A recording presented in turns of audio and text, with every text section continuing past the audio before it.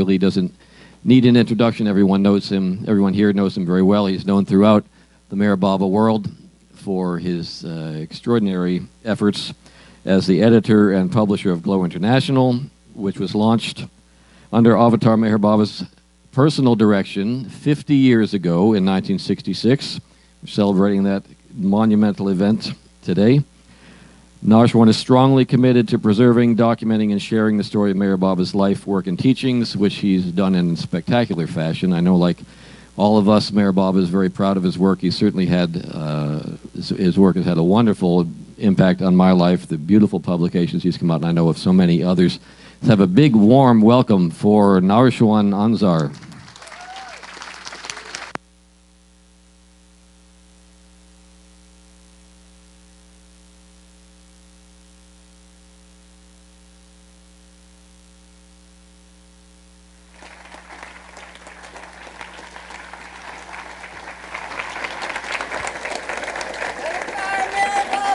की जय, अवतार मेहर बाबा की जय, अवतार मेहर बाबा की जय.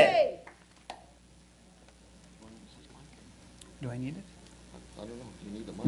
They should have a mic. Is there a mic for it, Naosherwan? Oh, you've got a lapel mic. Okay.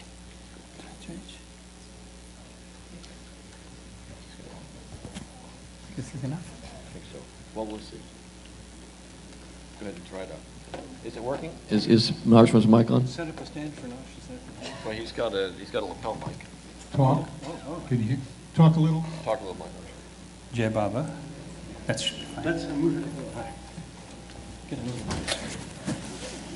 Also, I want to just say there's, I know there are people standing in the back. There's a lot of crowding in the back. There are scattered seats throughout the front area here. If you want to come out and try and squeeze in, there are some seats up closer. Yeah, and you could raise your hand if there's a seat at your table. Please raise your hand and people can come and squeeze in. Okay, good. Thank you. It's only you, the way and the goal of Avatar Meher Baba. Brothers and sisters in beloved Baba's love, a warm welcome to all of you, to each one of you on this Golden Jubilee of Glow International. By accepting my invitation to come to this celebration of 50 years of Glow that was launched in 1966 under the guidance of Meher Baba, you honor the Avatar. And while it is His grace that has helped me carry on for these number of years editing and publishing this journal, it is your love and support that has sustained this publication for all these years, and I bow down to you.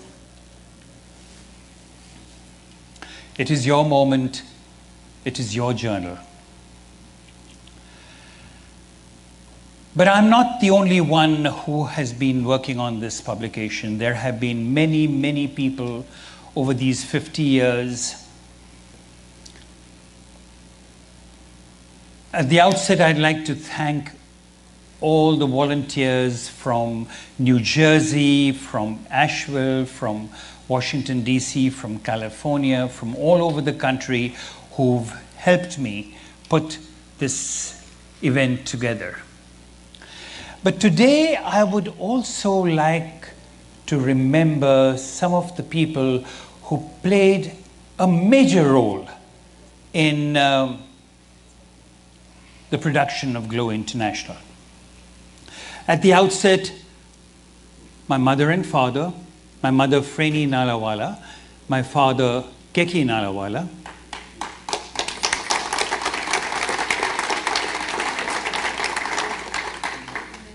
my wife Maruk Nalawala,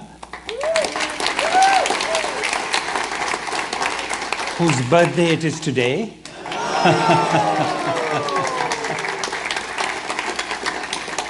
my sister Maruk Modi, my son Mehrab Nalawala, who's also present here today, with his little 3-month-old baby.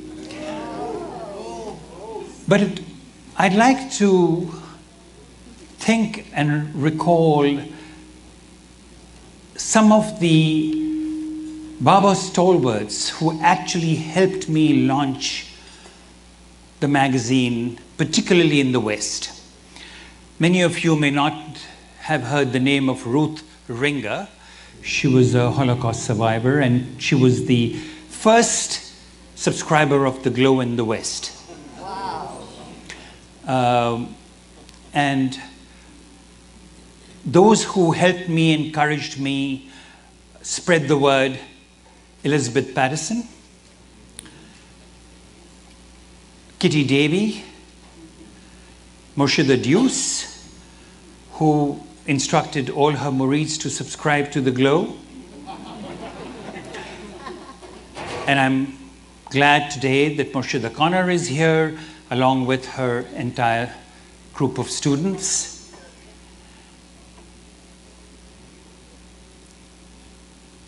All these people have contributed over the years to the success of the Glow.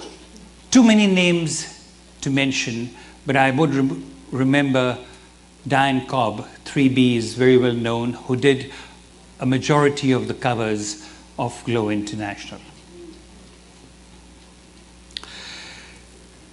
On this momentous occasion, I could narrate to you stories of Meher Baba's life and work. His work for 44 years, taking care of the God-intoxicated souls, feeding the poor, taking care of the needy, traveling in the East and the West, bringing them together closer in his love. I could talk about the discourses that he gave: reincarnation and karma, elimination of the ego, meditation and its attributes. But today I'm not going to talk about any of the various different functions of his ministry. I'm not even going to talk about Meher Baba as the avatar, the beloved one, or God in human form. But I will speak a little bit about his humanity. What I saw from close quarters was his humanity. He was born as a human being so that he could awaken other human beings. And that is the role of the avatar. And in order to do that, I would simply ask the question, who is Meher Baba? Who is this man who was silent for 44 years and thousands of people came to love him, and thousands he gave love to and continues to give love to? He was the embodiment of love. And that is how I saw Meher Baba, as the embodiment of love, the embodiment of compassion. And I'll give you a few vignettes.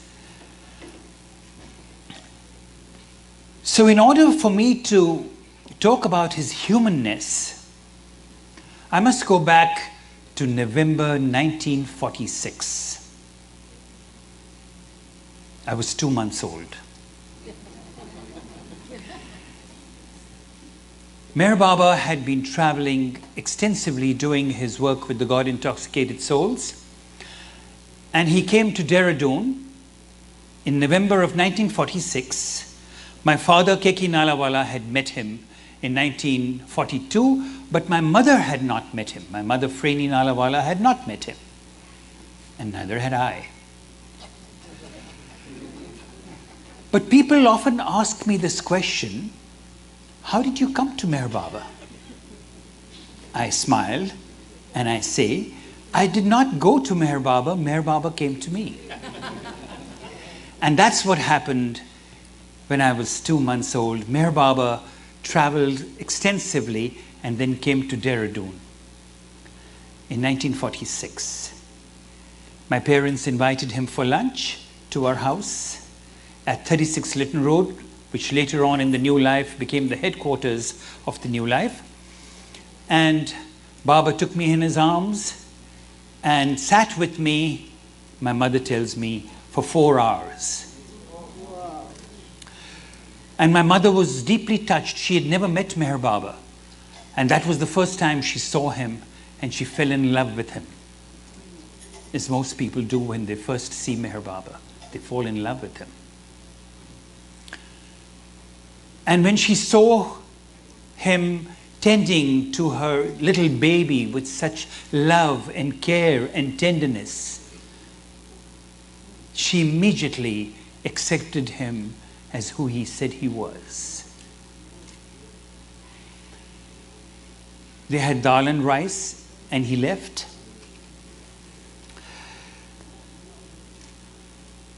2 years later, he returned to Dehradun in 1953. And he stayed in Dehradun for 1 year when I had a number of contacts with Meher Baba during that period. But before that, he came also and set up house right opposite from where we lived. This was during the New Life. And I had full access in and out as and when I pleased to go and meet Meher Baba. And the women Manli and they were across the road from us. So these were the few vignettes of me as a young child meeting Meher Baba. But in 1953, again in November, when he left Dehradun, after being in Dehradun for a year,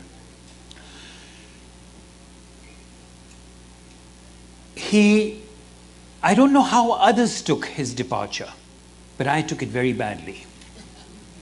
And it was very painful to see him go. Because he was not only my father and my mother, he was also my playmate. Every time I went to see him, he always had a small little gift for me. It was either prasad or a little photograph of him or something. When he came from the United States, he presented me with a small black doll. He presented me with a mechanical tortoise and a kaleidoscope. So there were always ways whereby he was my playmate, bringing me closer and closer to him and sowing the seed of love for him in my heart. That is how he worked with everybody, whether it was Easterners or Westerners, whether the Westerners who came in the 1930s or the Easterners who came for the Savas and Darshan programs. He brought them closer and closer to him simply by exuding love for each one. And when you sat in front of him, that was the experience you got of love, pure love. And he always had this, you always had this feeling that it was only for him.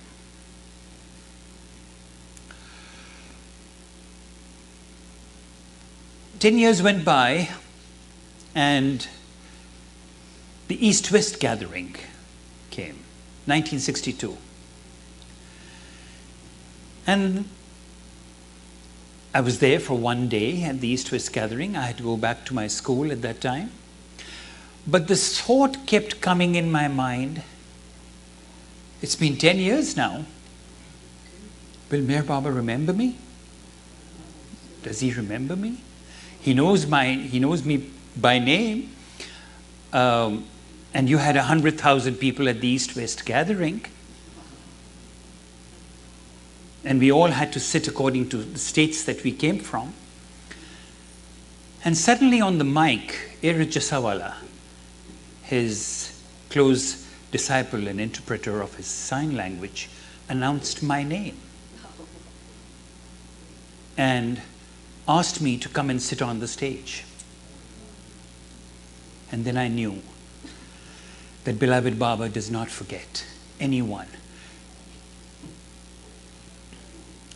Another little nugget of the East-West gathering. So when I sat on the stage, I saw a number of things happen. Because when you sit in Baba's presence, you only see him and no one else. No one else matters. My mother became a volunteer to stand right in front of Baba, and for the entire period, she did not move. So if you see films of the East-West gathering, you'll see my mother standing at the edge of the stage continually throughout, staring at him. So as I sat on the stage, I saw, others may have seen it or not, but anyone in this large audience of 100,000 people would shout, "Avatar Meher Baba ki jai," Meher Baba's hand would go to his heart. Somebody would say, even though he was busy talking with somebody, with Erich or anybody, somebody said, "Jai Meher Baba," his hand would go to his heart. And that's when I realized how significant his name is, the name Meher Baba. And Avatar Meher Baba would mean Jai, victory to Meher Baba.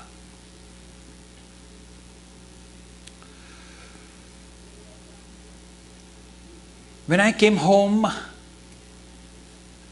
after the 62 visit,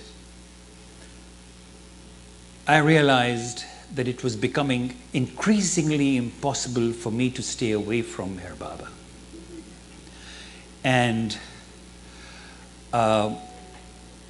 I could not concentrate on my studies. I could not focus on anything in life. I became a must and decided that I would renounce everything, my parents, everything that I loved, my father, my mother, and I would leave home and go to Meher Baba. My behavior was very strange. And my parents were extremely concerned. So I wrote to Meher Baba and said that whether he wanted it or not, I was coming to Meherabad. And I was a teenager then, and you know teenagers do crazy things. So I bought a ticket to Meherabad and got myself photographed as Swami Vivekananda because I fancied myself as Naosherwan to Meher Baba as Vivekananda was to Ramakrishna. So I photographed myself because that was the memento I was going to leave for my parents.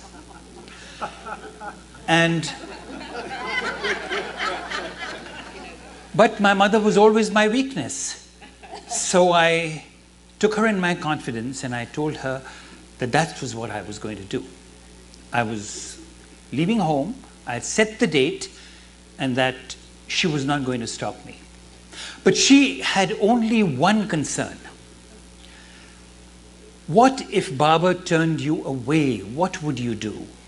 And I had all those fanciful ideas. I would make a hut. I would be worried because she felt that I would be drawn by any Mahatma, Yogi, or Mahapurush, or anyone seeking disciples, and that I would be led astray by any of them.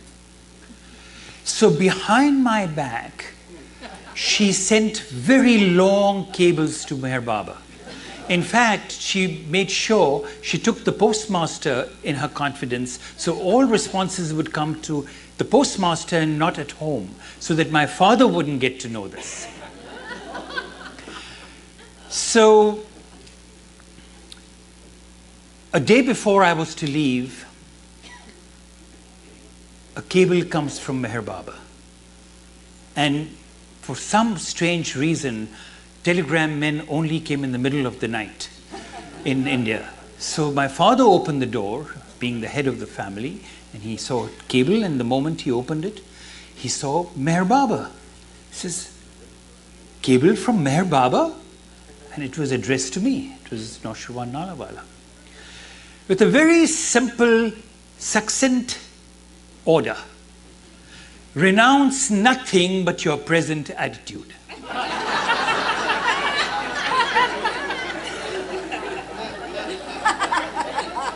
Letter follows.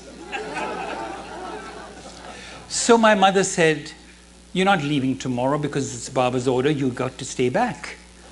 And wait till the letter comes. So the letter came, and in that, I'm not relying on my memory. So Baba very simply said, for spiritual aspirants, renunciation is of help. But those who love the avatar and are under his direct guidance do not have to renounce in inverted commas, anything. The lovers of the avatar have simply to obey the avatar's instructions and to love him wholeheartedly. But I was not placated, and I decided that I was going to leave. Another cable. Don't be led astray by any Tom, Dick, Harry of a spiritual master. Beware of such cheap experiences and spiritual stunts of spiritual clowns. And then at another later stage, he gave me strict instructions not to go to any Mahatmas, yogis, spiritual masters for any reason whatsoever, unless I saw them from a distance or there was a situation that came up. The world will know who I am when I break my silence, and then you too will realize my infinite love for you and my lovers. And then a very tough order, keep cheerful and happy in my love, which was very tough for me at that time. But he allowed me to write letters, poems. He sent me cables back. And I still couldn't focus on anything. I got letters from Eritz saying, Baba says, don't worry about the results. Whether you get through I was doing my graduation at that time, whether you pass or you fail, it does not matter. It's Baba's love, and so on and so forth. I became very intolerant towards people who would say something against Meher Baba and would get down to fight physically with them and so forth. One day I saw a small little news item in the Hindustan Times which said that the Third World Religions Conference was being held in 1965 in New Delhi. So I asked my father if he would pay 100 rupees, and he did. He said, but first take Baba's permission, whether you should attend the Third World Religions Conference. So I wrote to Baba, and Baba gave me permission to attend the Third World Religions Conference. Now, when I applied for speaking at the conference and sent my registration fee of 100 rupees, they slotted you in different areas where you wanted to speak. So I decided I would speak on world peace, kind of a subject that I thought I would be able to talk about.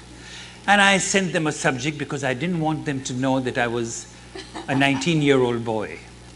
So I sent them a subject, the supervening powers of world peace supervening powers of faith in the evolution of world peace, which didn't mean anything, but I wanted to impress them with this bombastic title.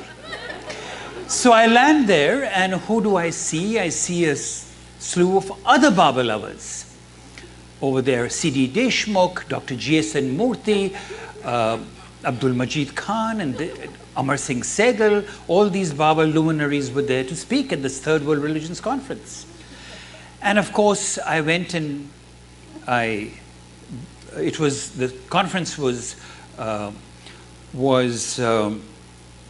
sponsored by Sant Kirpal Singh, who some of you may have heard that name, and a Jain Muni.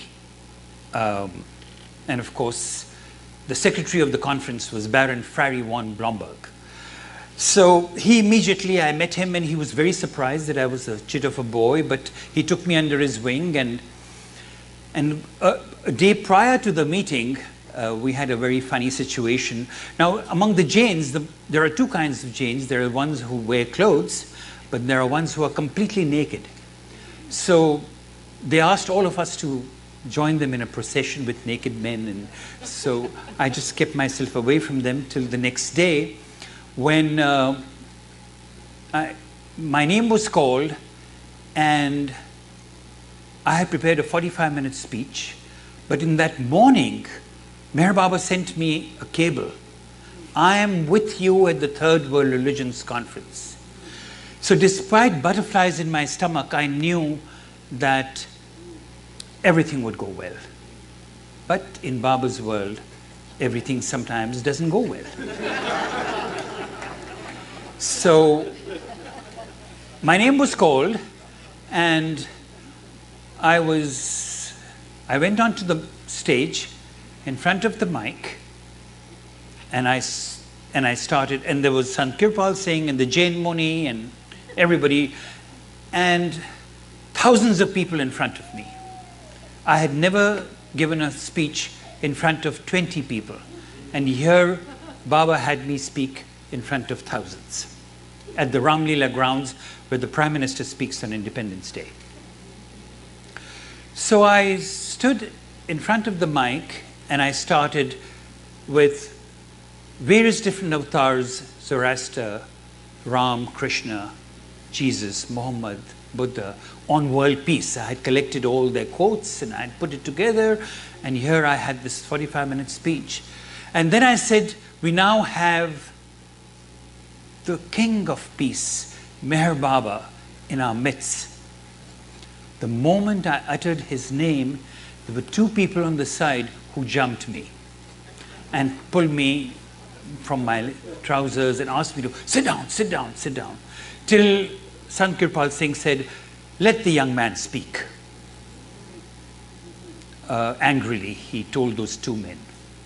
There was a lot of rivalry. The Pope had sent his emissary, there was the Zoroastrian head priest, and there were everybody with stars and stripes and moon and all kinds of garbs and all kinds of things who were there. Every religion was represented at this Third World Religions Conference. The Prime Minister was there, everybody was there. So I, at that moment, completely forgot my speech when they tried to pull me off the stage. So at that moment, in a kind of a demagogic way, I said, ladies and gentlemen, I'm being asked to get off the stage because I have uttered Meher Baba's name. And so if you want, I'll continue speaking, or I would just sit down. So there was a huge cry from the audience, we want Meher Baba, we want Meher Baba. I think Baba had planted all these people there. Who are all these people? So I continued then simply talking about Meher Baba, and then it all ended, and then I had another episode with the Zoroastrian head priest who, when I mentioned at another meeting, I mentioned Meher Baba's name, he walked off in a huff. But it just drew people asking more and more about Meher Baba, because among the Zoroastrians there are a lot of closet Baba lovers. So they all wanted to know about Meher Baba, when was he giving darshan and so forth. So then I went back home and I wrote an account, a long account to Meher Baba, but he was not appeased with my account. He wanted me to come to him.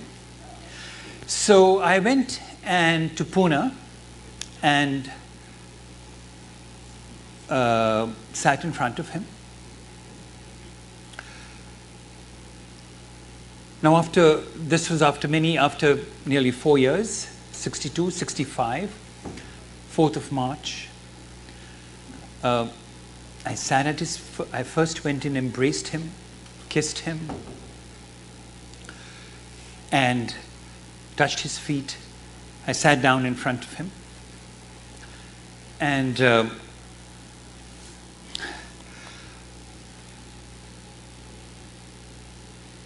he started by asking me Meher Baba usually asked very odd questions, especially when there were people around. Sometimes they were very embarrassing. But he knows what question to ask, because he knows what's in your heart or what your state of being is. He asked me whether I had slept well and moved my bowels that morning. And he knew very well why he asked that question. I had never told him that I had a stomach problem. And he sent me for a complete checkup, something that I had never done in all those years. People in India don't go for checkups. I had a complete physical checkup and the doctor found that I was a borderline case of asthma and so forth. But that's what he did. And then when he asked me a question, I had started to talk to him, and I started moving my fingers, and Irich and Baba were both staring at me. I was extremely nervous. So Irich says, Baba is silent, you are not. So then I started, so you've just been to the Third World Religions Conference. Baba would like you to tell everything about it. So I started narrating. And Meher Baba had a habit of interrupting you while you were talking. So while you're talking, he says, do you love me? He would point to somebody. And he says, yes, Baba. And I would stop and Baba would say, continue, continue. So then he would turn to somebody else. Do you love me? And he would say, yes, Baba. And suddenly while I'm talking, he turns to me and says, do you love me? I said, yes, Baba. And he wants me to continue. Then I would keep narrating, and then he would say to somebody, do you accept me as God in human form? And the person would say, yes, Baba. And then I was coming towards the end of my narration when Meher Baba turns to me, and I didn't expect him to ask me this question. And he said, do you accept me as God in human form? And my answer was, absolutely, Baba. And then he says something to Irich, and Irich tells me, Meher Baba says that he wants you to tell the world that Meher Baba is God in human form. Now at that moment, the mandate that Meher Baba gave me didn't sink in. But as if on cue, Gohar walks out from a side door and hands Baba a little box. And as if to seal the mandate that Meher Baba gave me, he presents me with this medallion with Meher Baba's image on one side and Mastery in Servitude with all the emblems of the religions on the other side. Simply letting me know. He could have given me a sadra, he could have given me his sandals, but in the later years, I thought to myself, why did he give me this symbol of all the religions? Because that's how he wants me to let the world know that he's God in human form. I took this mandate very seriously, went back home, narrated it to my parents that this is what happened, and Meher Baba has given me this mandate, and I want to see, when Meher Baba gave you a job to do, he made it very sure that it was within the ambit of your capacity and capability. And I was working as a journalist in those days, so doing the Glow was not an issue. So I started the magazine called The Spark, and it went around. Baba loved it. He sent me a cable. The Spark sparkles with my love. But we couldn't register it. Somebody else had that title. So then 3 titles were sent, and Baba selected The Glow as the title. And he said, my grace, my nazar is on my glow. And we launched The Glow. But before launching The Glow, we had several family discussions. How are we going to afford this magazine? So my mother said she's going to give me 200 rupees, which is exactly $3.33. And another Baba lover couple said, we'll give you 200 rupees, which was another $3.33. So for $6.66, we launched the Glow. It was a tabloid format, and the subscription was 2 rupees, which you can't even convert today. So, of course, then the Glow continued. And then again, in 40 days before Baba dropped his body, I met him for the last time. Of course, that was a meeting to discuss the future of the Glow, my career, what job I would do. He gave me instructions to continue as a writer and so forth. So I won't go into the details of that meeting, but that was 40 days before Baba dropped his body. So when I went out, there was a clap, and I went back in, and Baba said, he did this to me. My time has come. Irish was interpreting. Again I go out, again there's a clap. Again I come back. My time has come. A third time I go out, and again he claps. I found that during Meher Baba's ministry, he did everything 3 times. He gave instructions 3 times, or he said something significant 3 times. So he says, my time has come. Again, it didn't sink in what he meant. I went around Mirazad with Irish. It was my first visit. And 40 days later, January 31st, 1969, was the first day of my first job at the Times of India, where I was selected as a cub reporter. I was getting ready, getting dressed up in a suit and tie, when the phone rings in the morning, and a friend tells me, have you seen today's Times of India? I said, no, it's under the door. She says, go right away and pick it up. I pick up the Times of India, and on the right-hand column was a picture of Meher Baba with roses around his face. And the title was, Meher Baba found dead in a cave. Now, obviously, an irresponsible reporter who didn't actually go to Ahmednagar, but from Pune reported it. When he saw the tomb, he thought it was a cave with the rocks-like structure, and he wrote this title, which created a lot of consternation among a lot of Baba people. That I was shocked would be an understatement. I just stood motionless for a long time, with just one thought coming over and over again. What will I do without him? See, Meher Baba had made us completely dependent on him, made me completely dependent on him, to a point where everything we asked him, what job should I take, what education I should go through, should I do this, should I do that? And if he didn't hear from us, if my mother was not well, he would send a cable, how are you today? How are you at this time? Have you forgotten your beloved Baba? Things like that. So all our family, my mother, father, and everybody were very dependent on him. And here came a situation where Meher Baba was not in his body. What will I do without him? So I go to my job, and I meet my boss, and I ask him for leave. He nearly falls off his chair. Today is the first day of your first job. You want leave? I said, yes, sir. And the Times of India was in front of him. He said, here is my master, and I have to be with him at this time.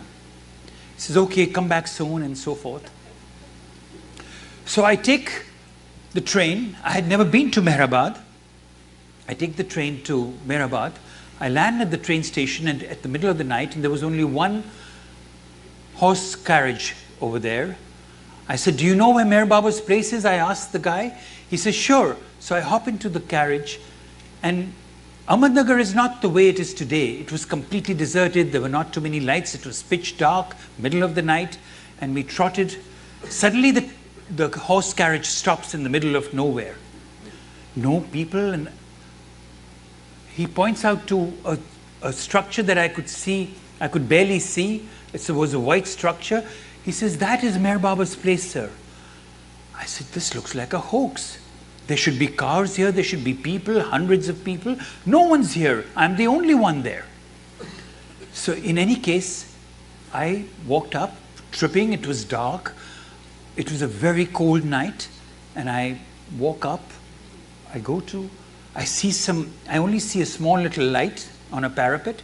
The tomb is not the way it is today. It was a sheer, the door is the same, but it was a sheer. There were no canopies, and there were meditation cells alongside. So I go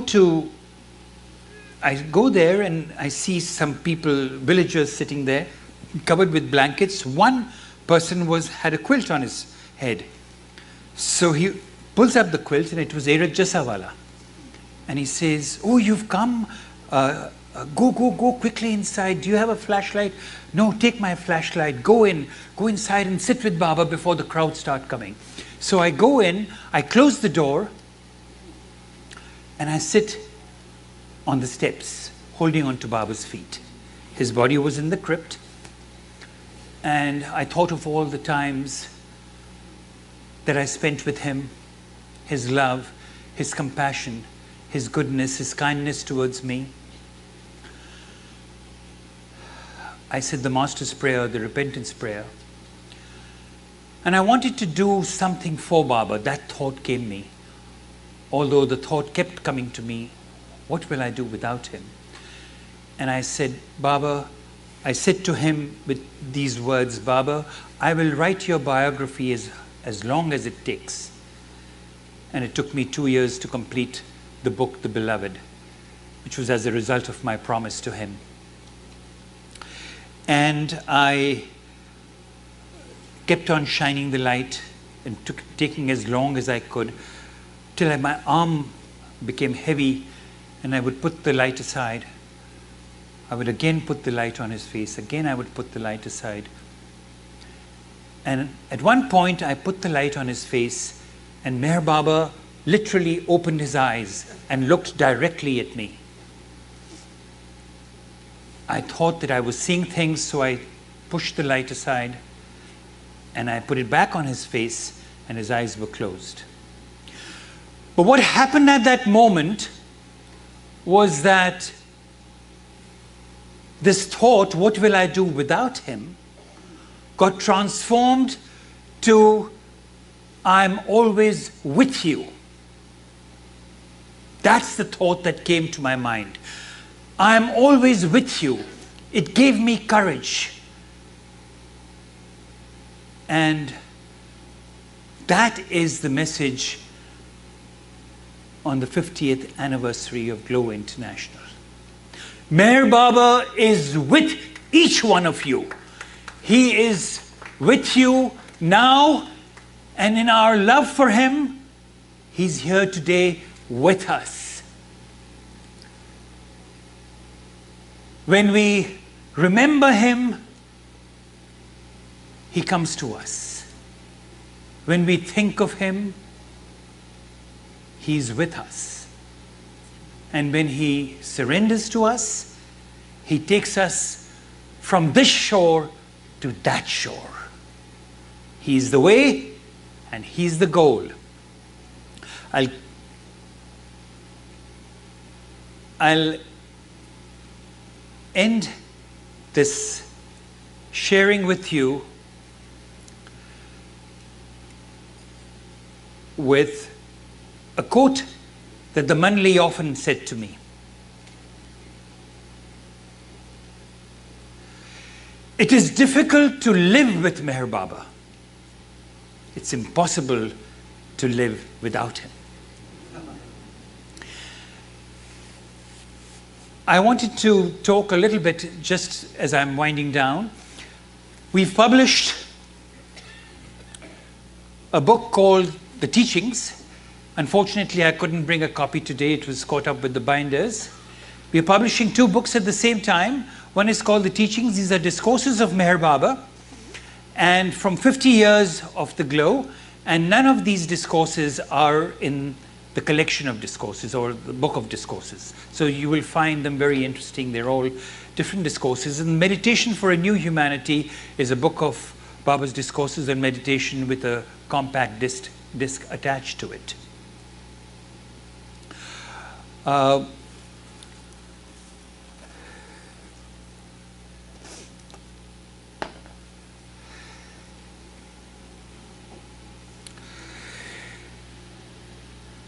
The avatar lives in illusion, but he's always conscious of his reality as God. He's in our midst, and he does not need to tell us who he is. But each time the avatar takes birth out of the goodness of his heart, because he does not want us to miss him, he tells us who he is. When I was with Meher Baba in 1965, I asked him a question. I said, Baba, when I was at the Third World Religions Conference, they asked me a lot of questions, and with your grace, I was able to answer all of them except one. And Baba said, what was that question? And I said, they asked me, how can Meher Baba say with such authority that he's God in human form? Baba looked relieved that it was such a simple question, and he, same time, became very serious. And he said, you, Naosherwan, are God in human form. Erich, Francis, everyone sitting here, each one of you are God in human form. I am conscious of my divinity. And how do I make you, each one of you, conscious of my divinity? By giving you the gift of conviction. And then he said that there are three kinds of conviction. Ilm ul yaqeen, intellectual certainty, with deep faith in the master. Ainul yaqeen, by sight, conviction by sight. And haqlul yaqeen, conviction by experience. And that is why all of you are sitting here today. Meher Baba has given the conviction of his divinity. And it is his job now to make you conscious of his divinity more and more and ever more. So I ask you, I beseech you, that while he's given you this gift of conviction, he's also given you a duty. Pick up several copies of the universal message which we've put outside and share them with people whom you know. Tell your fathers, mothers, sisters, brothers, lovers, whoever you know, that Meher Baba is here and Meher Baba is now. Avatar Meher Baba ki jai.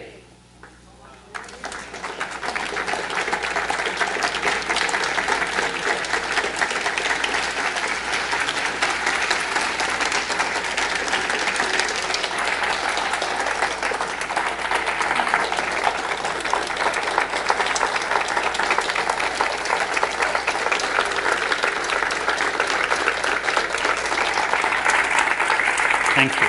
Thank you. Thank you.